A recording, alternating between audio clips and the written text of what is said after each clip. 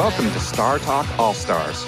Hi, I'm David Grinspoon, and this is StarTalk All-Stars. I'll be your all-star host today, and today's co-host is comedian Chuck Nice. Hey, David. How's it going, Chuck? Hey, man, it's good. Good to see you again. Yeah, this is great. Really fun to be with you again. And today's topic, we're going to be talking about communicating with extraterrestrials. Yeah. And not only that, there's a controversial subtopic, which is the question, should we be just listening, like we've been doing for maybe 50 years, right, or should we actually be sending our own messages? Some people think that's the way to go. Other people think that it's stupid because we don't know who we're talking to, do we? The bad guys over. Exactly. You're just kind of putting it out there, it's kind of like, cosmic Tinder, where where you don't get to swipe right or left, you're just putting it out there. Exactly. We can't necessarily choose who we're going to be dating on the interstellar scene here. Yeah. So there's reason to maybe for caution, maybe not. Some people think it's silly, so we'll get into that.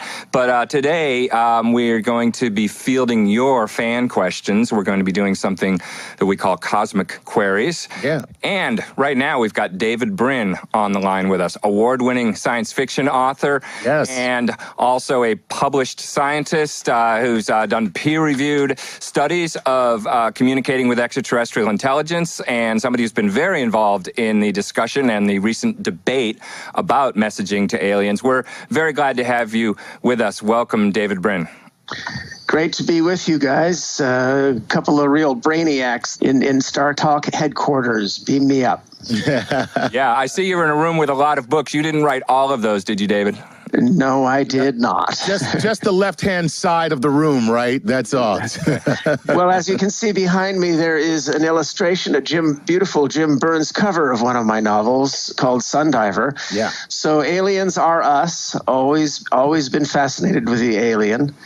I've always felt as a human being that I was immersed in almost a galactic federation. Humans are so diverse and so weird at times. Yeah, well, I know a lot of people have felt like they've been abducted by being so captivated reading your books, but you haven't personally ever been abducted, have you, David? Well, in the 60s, there was a lot of ambiguity about, whether or not I was abducted as an excuse for what you did on Friday night. Yeah. But I hear they're still using those excuses in your generation, Chuck. Yes, as a matter of fact, they are. And I say there's nothing wrong with mind expansion. Drugs? No. Mind expansion? Yes. Woo. Right, and that's one of the reasons we need science fiction. Speaking of mind expansion, maybe we should move into some of our cosmic queries and see what the readers want to hear from us. Absolutely. What do you got, Chuck? So what we have is questions from all across the internet on all the different and varied platforms where we are contained as StarTalk. And I am actually going to jump into something from our Patreon listeners. Patreon is a platform where you can support StarTalk financially. And what it will do is get us to read your questions, no questions asked. So this is Kimberly Henry Carr, and she's coming to us from Patreon. She's a Patreon patron, and she lives in Beaverton, Oregon. She says this: what more have we found out about the new 9th planet? Could this be the home of the fiery balls of light we've seen since ancient Egyptian times? Wow. Wow. Well, David knows easily as much about this as I do. He's very with it on the latest news in astronomy. Phil Plait is another place, the bad astronomer. I follow all this stuff, even though my PhD is in planetary astronomy and in that part of the solar system, which is where the comets come from. Yes. But as a working scientist, I'm a little more hands-off when it comes to Planet X. I'm just as enthralled as everyone else is, and how cool it would be as if we had a 9th planet again. But as far as fireballs and things like that are concerned, well, science has done a pretty good job of coming up with explanations for most of those things. The few that aren't meteoroids passing through the atmosphere, meteors passing through the atmosphere. They were meteoroids when they were drifting through space, and they become meteorites when they hit the ground. The few that aren't meteors are probably phenomena like ball lightning or the ceramic effect, the psychoceramic effect in which people are crackpots. Cool. Yeah. Psychoceramic. Exactly. I mean, with regard to this Planet X, it's important to remember it hasn't been observed, but it's been inferred from some observations of the orbits of other objects that seem to have a pattern suggesting there may be something pulling on. So now, so what you're doing is you're saying that the inference is from a gravitational observance, not an actual body, in an object body that we've seen. That's right. We haven't actually observed it in a telescope. We've observed a possible disturbance, a pattern of disturbance in the orbits of other objects. So now people are predicting where it's going to be and looking for it. And if we find it, it'll be really exciting. Okay. Certainly there are more objects out there in the Kuiper Belt than we know about, and we're just beginning to explore that realm. So now, what would Planet X be if we were actually to identify it? Now, some people say Pluto is a dwarf planet. Some people say it's not. What will we most likely classify Planet X to be, if there is indeed a Planet X? Yeah, well, that's a great question. It depends on, by this definition that's been a little bit controversial that the International Astronomical Union adapted, it would depend on if it's cleared its zone, whatever that means. There's, but I'm in the zone. If there's nothing, danger zone. Exactly. If there's nothing orbiting nearby, if it hasn't scooted everything out of its path, then it might be considered, by that definition, a planet. If there's other stuff nearby, it might be considered a dwarf planet. But either way, if it's sizable and it's pulled itself into a round shape, which it would have to be that sizable to have the observed effects, then it would be some kind of a planet. Wow. All right. Wow. And as David Brin said, that this idea that it's responsible for things we're seeing in our atmosphere, that's not something I'm really that excited about. There's no reason to think that it would be any more than, as David said, that there's a lot of stuff going on in the atmosphere. Some of it we don't understand. Is it related to Planet X? There's no reason to think so. Well, let me speak up for some of the science fictional implications. Ooh. Because, if the more we find out about the Kuiper Belt and the Oort cloud, and by the way, I set a novel out in the Oort cloud called Heart of the Comet that I did with Gregory Benford. That's the vast majority of the volume of the solar system out there where it's very cold. But we've discovered from the New Horizons mission, which I cited in an article a little while ago in which I pointed out that the year 2015 was by far the best year for human exploration of space ever. Far, far more spectacular than the Apollo era. And we're rising up out of this planet and doing incredible, competent things, even as the people of the United States are in this awful, stupid funk of depression and undeserved self-loathing. Absolutely ridiculous that we should be losing our confidence just at the time when we're proving ourselves to be so utterly and spectacularly competent. But if you look at it from a science fictional point of view, that realm out there, starting in the asteroid belt, but even more so out there in the Kuiper Belt, that realm is first off more dynamic than we had thought, because the New Horizons probe showed us that Pluto and Charon, its twin moon, are dynamic, that things are happening. The surface is being resurfaced. There's something vaguely like plate tectonics and volcanoes happening, even that far out and cold. But the other aspect is that this is the realm where if we were visited by alien robots, this is where the robots would have their breeding ground, where they would make copies of themselves, because they could make their copies out there and have their own little robotic civilization out there without interfering in the hot little nursery worlds closer to the sun like the Earth. So as we explore outward through the asteroid belt especially, but also the Kuiper Belt and the Oort cloud, that's when we're going to have one of many contact scenarios. And I talk about this in my novel Earth, I'm No Existence, where the possibility is that we would then actually bump into a very ancient civilization of robotic emissaries. And we may be sending robotic emissaries like this ourselves within 100 years. So, the idea of finding breeding alien robots munching on Kuiper Belt objects out there is kind of enticing, wouldn't you say, Chuck? Oh, without a doubt. Just finding them, even if they're not munching on Kuiper Belt objects, is still enticing. As long as they're breeding. As long as they're breeding. That's the part. And you had me at breeding. That's what I'm saying. All right, do we have another audience question? Yeah, absolutely. Let's move on to Sebastian Meyer from Old Greenwich, Connecticut, as opposed to New Greenwich. This is what he says. Let's say we received a response from extraterrestrials to one of the messages we have beamed out into the cosmos over the years, such as the Hello from Earth message. In your opinion, back here on Earth, where in society or in our daily lives do you think the knowledge that we no longer are the only known life in the universe, would this have the biggest impact? School, religion, business, what? What do you think, David, about that? Where would it have the biggest impact? Well, if you look back at the science fiction of the 50s or 40s, it was assumed that the biggest impact would be on religion, and that people would go and get all upset and all of that. Well, that's very clearly not true anymore. Several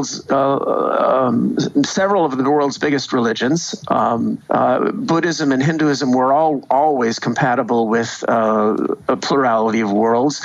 Judaism, it turns out, in the Talmud, there's always been discussion of plurality of worlds. Mormonism is based on that.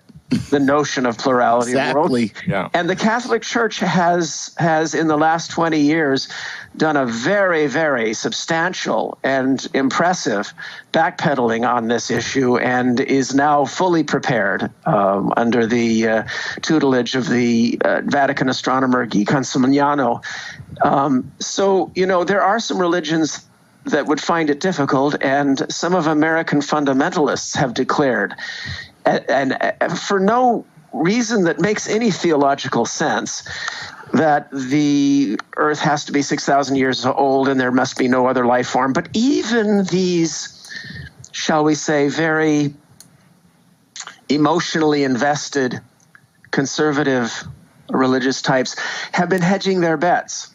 Mm-hmm. There was one I saw recently saying that there's no way you'll find real aliens out there, and we're not counting little scummy mats of bacteria you'll probably find out there, which means they've already accepted the notion that there's probably life. They've merely drawn their line in the Drake equation at sapient, intelligent life.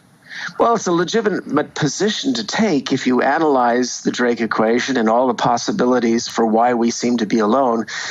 Probably, in my opinion, one of the top ranked potential explanations is that intelligence is more difficult than we thought. And believe it or not, we're still having some difficulty with intelligence as we speak. Yeah, I often wonder if there is intelligent life on Earth, not even just saying that as a joke, although it is a funny thing to say, but that if really intelligent extraterrestrials would look at Earth and regard it as a planet with intelligent life, is an interesting question to me. I like to think that one of the biggest effects that such a discovery would have would be on international diplomacy and even inter-ethnic relationships, that it seems as though human beings, when faced with an outside threat or even the knowledge of an outsider, tend to pull together. And I think that faced with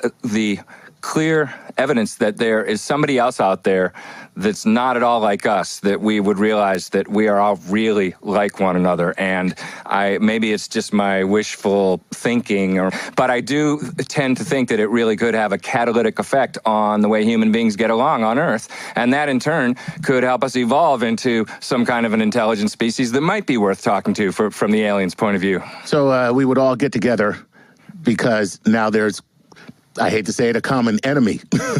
Yeah, or at least a common other. Right, exactly. Yeah. But that's the way human beings do it. Like, we come together because, the friend of my friend is my friend, that whole thing. So absolutely. I mean, I think you couldn't help but feel like our differences between differences with one another were somewhat diminished by the thought that there's somebody out there really different that we're now interacting with in some way. Mm-hmm. Okay. That's fascinating stuff. I love it. Well, let's move on. We have, this is a bit more of a technical question. This is Camden Margolis from Facebook wants to know, how can we make our planet more detectable using radio waves? Now, you said that there was a controversy as to whether we should, but is there a way that we can actually do this to make it even more detectable? Absolutely. The question of whether we should is one that David and I have discussed a lot. But David, just how, if you decided you wanted to, how would, and by the way, I only have about a minute here, but how would you make our planet really detectable if you decided it was a good idea? Well, bring back the Cold War. The Earth was at its maximum detectability during the 1980s. We were very noisy, and then we replaced those huge television broadcast antennas with cable and undersea cables, and the huge, gigantic World War III preventing radars went away. So we're a lot quieter now, but even at its max in the 1980s, if you actually do the calculations, I Love Lucy dissipates into noise within half a light year. You would need an antenna the size of the moon aimed at the Earth to be able to detect our diffuse radio signals. Now, there's an exception, and that's coherent laser-like radio beams. And there are about a dozen antennas on this planet that can transmit those. They're called planetary radars, like Arecibo and Goldstone and Evpatoria and Crimea. And these are the ones that the really serious METI people want to use. And fortunately, some of us have been able to stop them, not because we're so totally paranoid, but because we want discussions of the pros and cons before you change a fundamental parameter of this planet without an environmental impact statement. Right. If we're going to be speaking for all of Earth and making ourselves visible in the cosmos, there's an argument that we really ought to have a conversation about this and involve the people of the planet in deciding for themselves whether this is a good idea, rather than have some elites just decide we're going to go and do it. And I think that's what David is getting at here. We're going to have to take a break now, and we'll have more StarTalk All-Stars when we come back. The universe. Isn't it a wonderful thing? We are part of the universe. Isn't it a wonderful thing? The story of the universe is our story. Did you know that StarTalk has an online store? That's right. Our shelves are bursting with copies of our new National Geographic book, StarTalk, everything you need to know about space travel, sci-fi, the human race, the universe, and beyond, along with fan-designed shirts, official StarTalk and StarTalk All-Star mugs, totes, and hats. Grab our super bundle and walk around in style wearing your StarTalk shirt and carrying your book in your StarTalk tote. Check out our books, wearables, and more by clicking on Shop at StarTalkRadio.net and have your StarTalk favorites shipped right to your door. Unless, of course, I'm your favorite, in which case I will not be shipped, but I will come by and say hi. This is StarTalk. Oh, Mr. Blue Sky, please tell us why you had to hide away for so long. Where did we go wrong?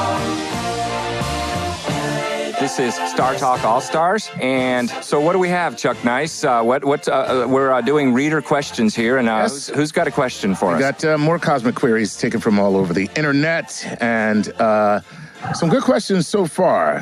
Let me backtrack here, get one that I passed over. This is Nate Carlson from Ottawa, Canada.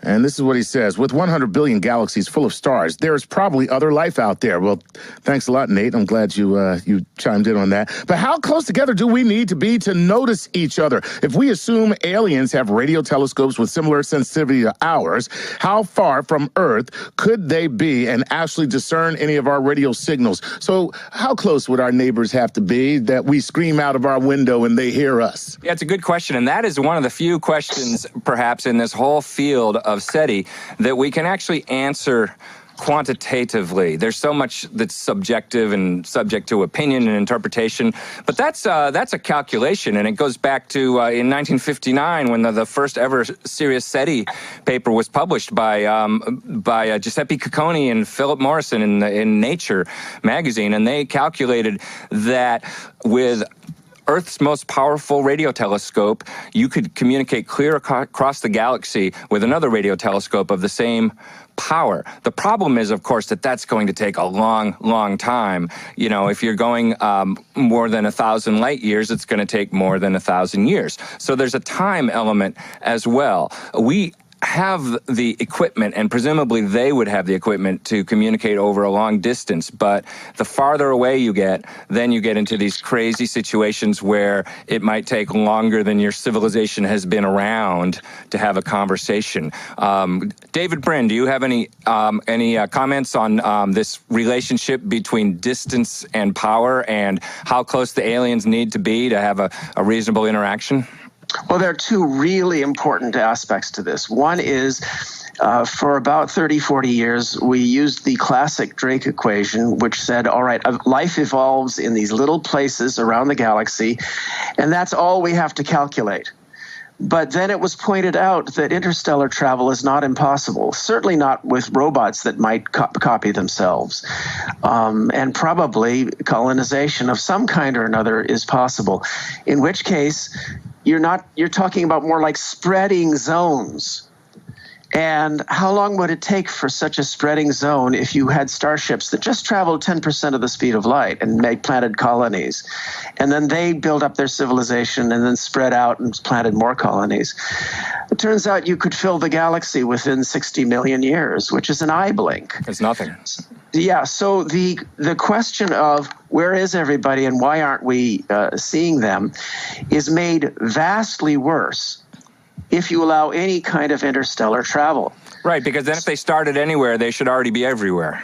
That's right. And so one of the things I talk about in my novel Existence is how when we get out to the asteroid belt or the Kuiper belt, we may find an entire civilization, or perhaps they fought of various types of space probes that were sent by previous cultures. And we'll probably be sending such self-replicating probes. But the other half of the question is, how likely is it that at any of these spacing intervals, we're going to likely be able to detect others? And those calculations have been done, and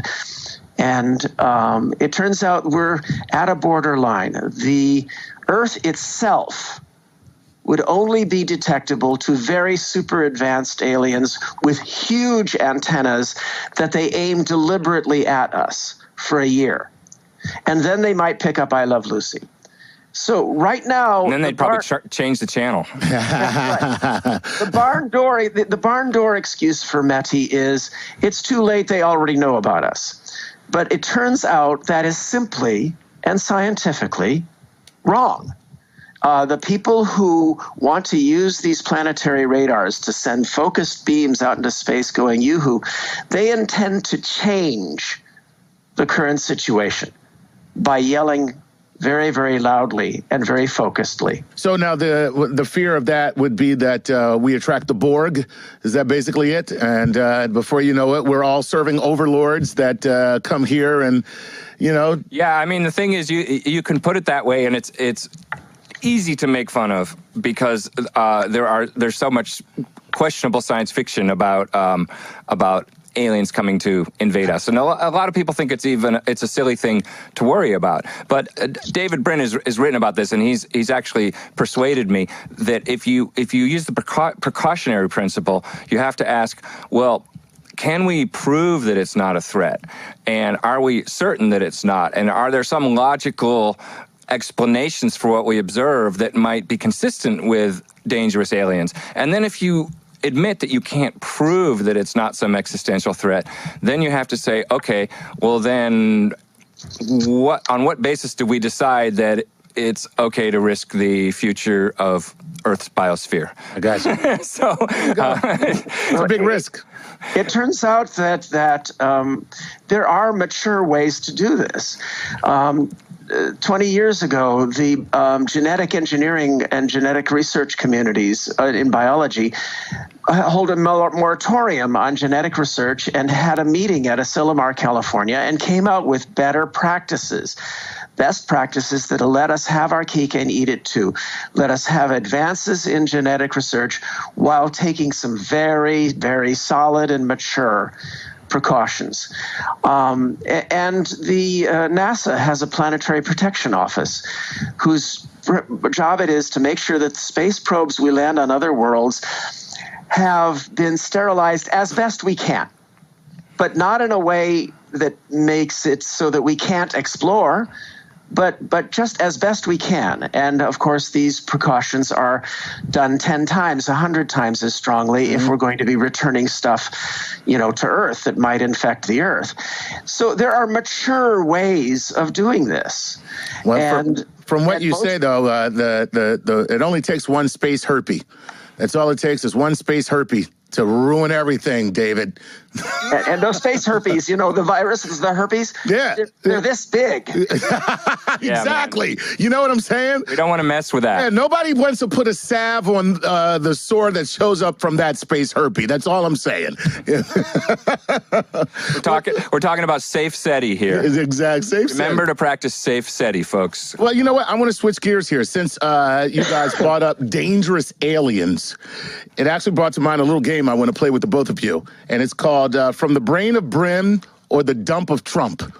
Oh boy. So since we're talking about dangerous aliens, I figure what a perfect way to work Donald Trump into this conversation, because David Brin is known for making some pretty brainy quotes and turning a very cool phrase, and Donald Trump is known for saying stuff. So, so this is what I'm going to do. I'm going to read a quote, and Dr. David Grinspoon, I want you to tell me, was it from actually the brain of Brin, or was it from the dump of Trump? And then David Brin, I want you to confirm whether or not you actually said this. Is that cool? I'm game. All right, here we go. Let's give it a try. You know what? And I'm expecting a 100% success rate from you, Dr. FunkySpoon. I know if I can't tell David Brin from Donald Trump, then I don't know. I might need to get my PhD revoked. Okay, I'm gonna hold it. All right, now we got stakes in the game. We are playing for Dr. FunkySpoon's PhD. What did I just say? If you lose this game, you are no longer Dr. David Grinspoon. I don't want to have to go back to grad school, please. All right, here we go. Here's the first quote. Self-righteous people can talk themselves into forgetting that they are a part of civilization. They can feed on that culture, bringing it down. It's happened many times in the past. It could happen to us again. Is that from the brain of Brin or the dump of Trump? Dr. FunkySpoon. That strikes me as a very reasoned and intelligent analysis. And I'm going to go with the brain of Brin for that one. Okay. David Brin, did you indeed say that? He's given us the thumbs up. He's given us a thumbs up through the camera, so that is a yes. And what was the context of that, David? What were you actually talking about when you were talking about self-righteous people? Very quickly, just so we're all drug fiends to one degree or another. We get addicted to wholesome things like our children, like our skill and our professions, and music, science fiction, and science fiction. And unfortunately, when we can't find wholesome things to be addicted to, we go for drugs or alcohol or gambling.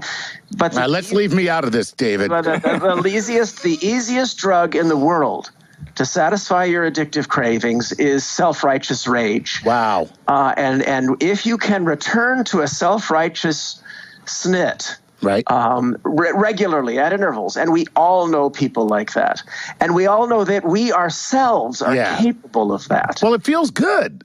It feels good to be self-righteous. I got to be honest. It's the biggest addiction of all. I am so right. Yeah. And everyone else is so wrong. All right. Let's continue with our game. For the brain of Brin or the dump of Trump, posing a question to Dr. FunkySpoon to figure out if he can figure out who said this. Who said this? I have never seen a thin person drinking Diet Coke. I have never seen a thin person drinking Diet Coke. Was that from the brain of Brin or the dump of Trump? I am going to go with the dump of Trump on that one. David, did you ever go on record as saying I have never seen a thin person? No, he's giving us the thumbs down. Oh, I'm pretty good at this. Yes, indeed. You are good at this. All right. So far, you are batting 1,000. But guess what? There is no room for error because if you screw up, we are taking your PhD. I know. Ooh, this game is exciting. All right. Who said this? Okay. Such a simple statement. So this might be a little confusing. I find humans tremendously interesting. Whoa. The brain of Brim or the dump of Trump? Wow. Ooh, this is almost a trick question. Almost. Anybody could say that. I'm going to guess that you're throwing me a curveball here, and I'm going to go with the dump of Trump. Now, I'm just letting you know. Your PhD is on the line here. So I don't want to influence your answer in any way, shape, or form. Are you sure you want to go with that? I am going to change my vote. And I'm going to say David Brin said that. David Brin, did you indeed say, I find humans tremendously interesting? Yes, sure. Yes, he did. Wow. Right. I am so good. I'm just following my instincts here. Better follow. But you'll notice it's said as if by an outsider. Yes. I have been accused of, which I've accused of being. In one of my novels, I even lay in clues in one of the on one of the pages that that I'm actually the front man for an alien. See, so in fact, you and I could be practicing communication with extraterrestrial intelligence right now and not even know it. Yeah, that's right. it. Yeah. I believe we just got an exclusive here, people. I believe we just found out who David Brin really is. He really is. Okay. All right, let's do one more from the brain of Brin or the dump of Trump. This is the toughest one. If I were running The View, I would fire Rosie O'Donnell. I mean, I'd look her right in her fat, ugly face and I say, Rosie, you're fired. Who said that? Well, I've known David Brin for a few years now. Mm-hmm. And I've heard him say a lot of different kinds of things, but I'm going to say that is probably from the dump of Trump. So, David Brin, I'm asking you, did you indeed look Rosie O'Donnell in her fat, ugly face and say, you're fired? I confess. No! Wow. You fooled me on that one. Oh, that's hilarious. She's never going to speak to me again.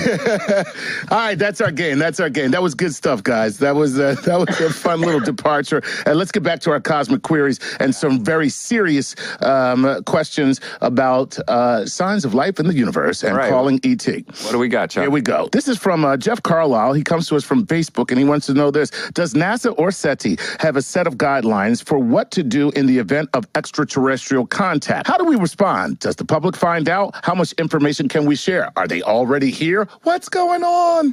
Oh, yeah, good question. And the answer is yes. Oh, really? There is a protocol.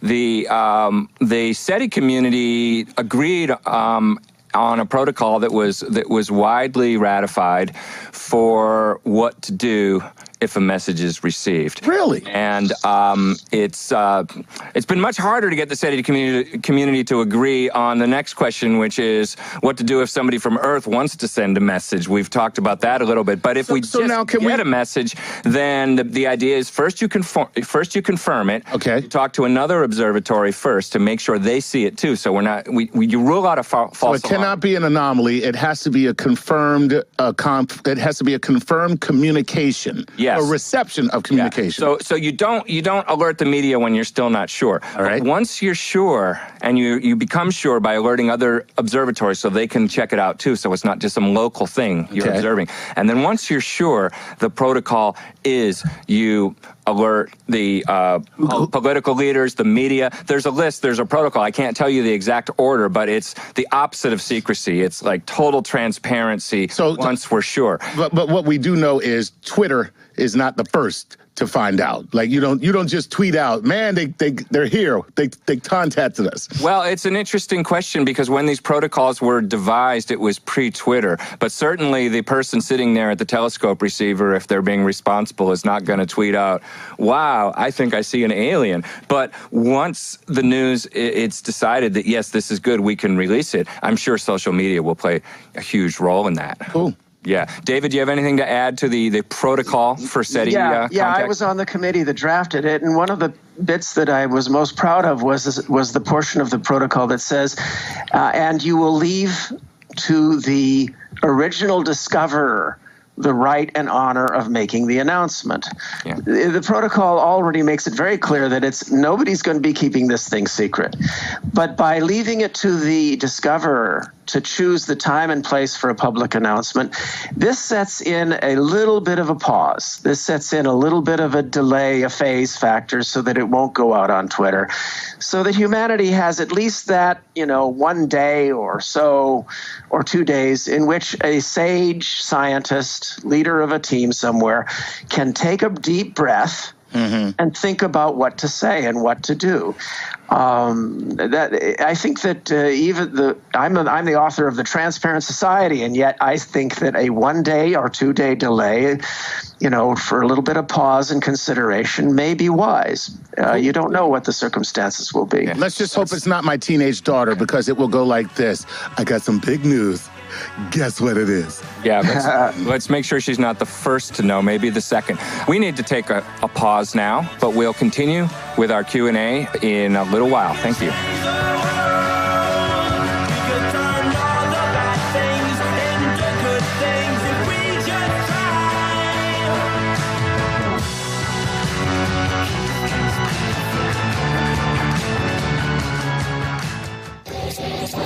This is StarTalk. We were all basically alone, and despite what all the studies had shown, that was mistaken for closeness was just a case for mitosis. Okay, welcome back to StarTalk All-Stars. I'm David Grinspoon, and I'm here with Chuck Nice. Yes. And our guest, David Brin. And we're talking about communicating with aliens, and including the controversial question of whether we should be revealing ourselves to the cosmos, or whether we should be a little bit cautious, not knowing what may be out there. There have been some famous voices out there. You may have heard Dr. Stephen Hawking has famously said that aliens could come and do us harm. David Brin has been cautious, and he's told us a little bit about that now, and maybe we'll hear a little bit more. There are other people who say, oh, damn the torpedoes, let's just send messages and see what's out there. What are we worried about? So it's an interesting debate. My own opinion is that we should, as David says, at least have some kind of a global conversation about it before we just decide that we're going to speak for all of Earth and reveal ourselves for all of time. Maybe we can't know for sure what the dangers are, but it's probably worth at least having some kind of a consultation and not being so arrogant as to say, the hell with it, let's just see what happens. Man, when you're playing cosmic poker, you don't want to show your hand. I mean, at least until the proper time presents itself. Yeah, I mean, it is kind of a puzzle. I'd be interested to know what David Brin thinks of this, but when do you know when it's enough? When are we really ready to say, okay, we know enough to start talking? But at least we could attempt to have some kind of a global buy-in. David, do you have a quick thought on when it will be okay to broadcast? Well, it's not so much a particular sum of knowledge that is my criterion, but the rate at which we're learning.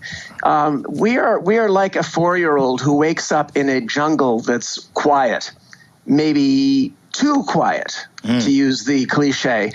And what do you do under those circumstances? Well, you try to learn as much as you can quietly, because there are some conceivable dangers. I think Stephen Hawking exaggerated, but it would be good if we were to pay attention to the fact that across the last several thousand years, every time a technologically advanced civilization or species encountered a less advanced civilization or species, the less advanced ones suffered very, very badly. And that's 100% of the time. Given that, perhaps we should have a little bit of a conversation before running through the jungle going yoo-hoo, especially since we're learning so fast. Yes. That's the thing. Just 20 years ago, we knew of no planets outside our solar system. Now we know of almost 10,000. Right. Yeah. So at this rate of learning, why not listen and learn so that our children will have the option, with all that added information, of deciding for themselves whether they want to shout yoo-hoo. I'll tell you why. That seems eminently sensible. It does, also, and that's why you don't do it, because recklessness is far more exciting, David. Yeah, Let's just get it out there. Show the whole universe, like, when you say reveal, forget reveal. Let's flash the universe. We're here. Oh, you're so bold, Chuck. Wow. This also happens to be coming up at a time when we are faced with a range of global issues that require us to try to have some sort of global decision-making or global consultative process. I'm talking about global warming and other issues. It wouldn't hurt for us to learn how to at least attempt to make some sort of a global decision about things. Right. You're never going to reach a perfect consensus with every villager of every place on Earth, but you can at least make an honest attempt. Yes, absolutely. And by the way, David, you are a science fiction writer, and I just want to say that I'm about to submit a treatment for Disney's Cosmic Jungle Book, which I think is brilliant. You just came up with. Can I write the songs? Yeah, man, let me tell you something. There's room for everybody on this train. Excellent. So let's move on. How about another question? Let's jump into another, and this is from Shelly Sock. Shelly Sock at Shelly Sock on Twitter. She said, what would you most want to know about the aliens and for them to know about us?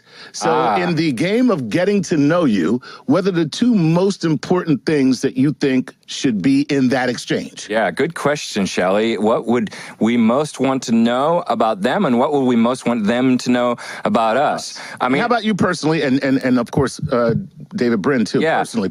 So my personal, if I could ask him one thing, it would be, how did you do it?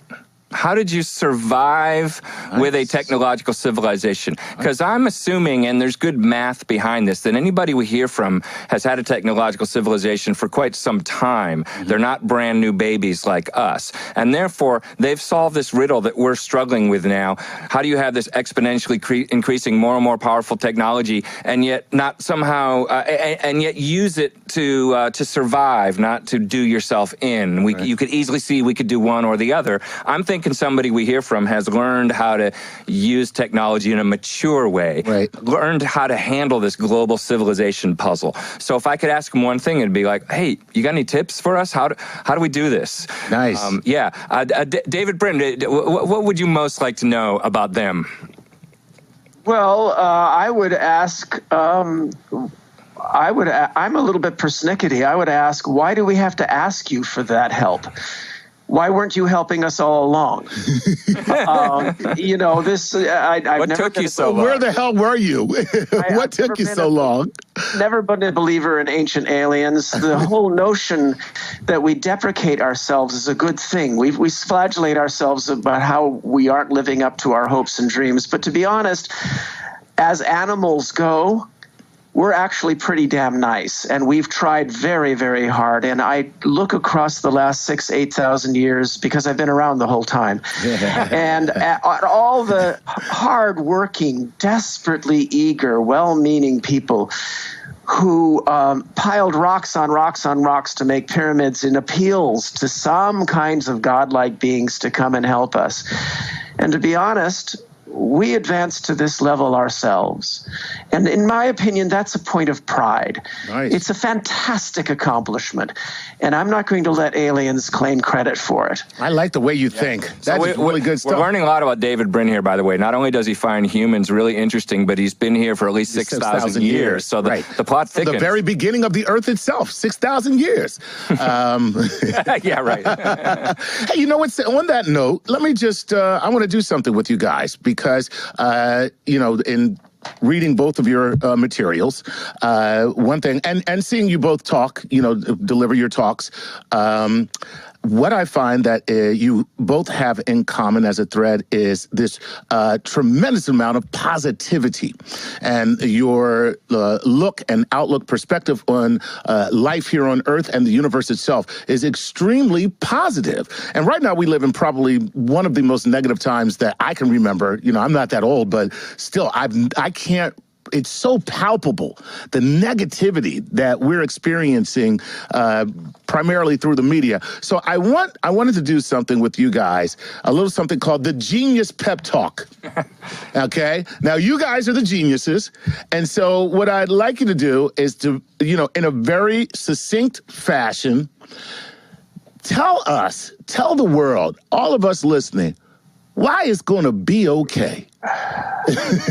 Well, it's gonna be okay, but why is it gonna be okay? Yeah, now can we cue the Bob Marley? Don't worry about a thing. Exactly. Every little thing's gonna be all right. There you go. Right. But without singing it, and I'm very interested to hear David's answer to this. And a lot of my thinking has been influenced over the years by reading what he has to say about such matters. But I would say that you're right. People are focused on the negative, on the obstacles we face. We do face some serious obstacles. I mean, you know, climate change, say no more, and population, and you know, there are a lot of scary aspects to our existence right now.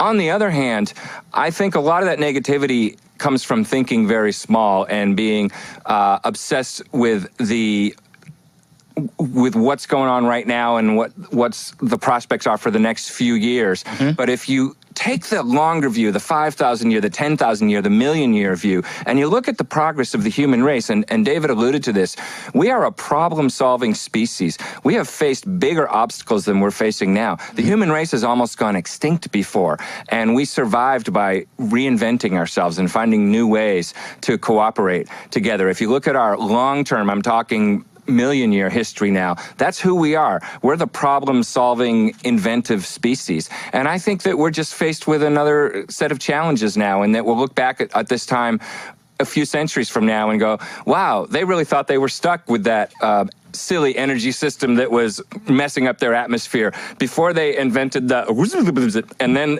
now everything's fine. We're inventive, right. And people are recognizing collectively, globally, that we're in the situation we're in now. And I think that recognition will breed solutions. And even if the next century is troubling, and it may well be, I predict that the next millennium is going to be a really bright one for the human species. Fantastic. Well done. I'm going to sum up what you said by Dr. David Grinspoon says, human beings, like Madonna's career, we're always reinventing ourselves. So... There you go. David Brin, tell us why the future is not nearly as bad as some people like to say it is. This is the dawning of the age of Aquarius. See, he's singing too. All right. Look, the thing is that I agree with everything that David said, but the problem is human beings get into traps, and one of the traps that we've seen for the last 6,000 years has been feudal pyramids of power that become hyper-conservative and then constrain and repress our creativity and our innovation. The great historian Arnold Toynbee said those civilizations that thrive are those that invest in the rambunctious creative minorities. And we've created a civilization that's good at that. It's the only diamond-shaped human civilization in which a well-off middle class is unafraid of the rich and outnumbers the poor. And that's ours, and it's an experiment. It's a revolution, and we did look at it a revolution. And there are those in our society right now that are trying to destroy our confidence and hammer us back into the feudal pyramid that's the traditional human modality. And if that happens, I think that they will squash our creativity enough that we could be in very serious trouble. And I think that's one of the reasons why there's been a lot of propaganda, not just on the right, but also on the far left, that has been gloom and doom and anti-science, when in fact we're a scientific people, we're a brave people, we're a competent and explorational people. And 2015 was the best year for exploration in the history of our species.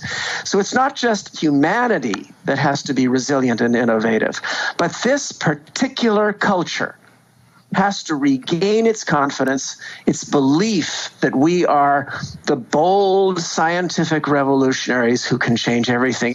I think we get the gist of what you're saying about humanity here, and that you feel as though we're actually full of promise, and we really appreciate your perspective here. Would love to hear more about it, and but we have to wrap up now. Thank you all so much for joining us today. This has been StarTalk All Stars. I'm David Grinspoon, on Twitter at Dr. FunkySpoon. My co-host Chuck Nice on Twitter at Chuck Nice Comic, and our guest today has been David Brin on Twitter at David Brin. Thank you all so much for joining us.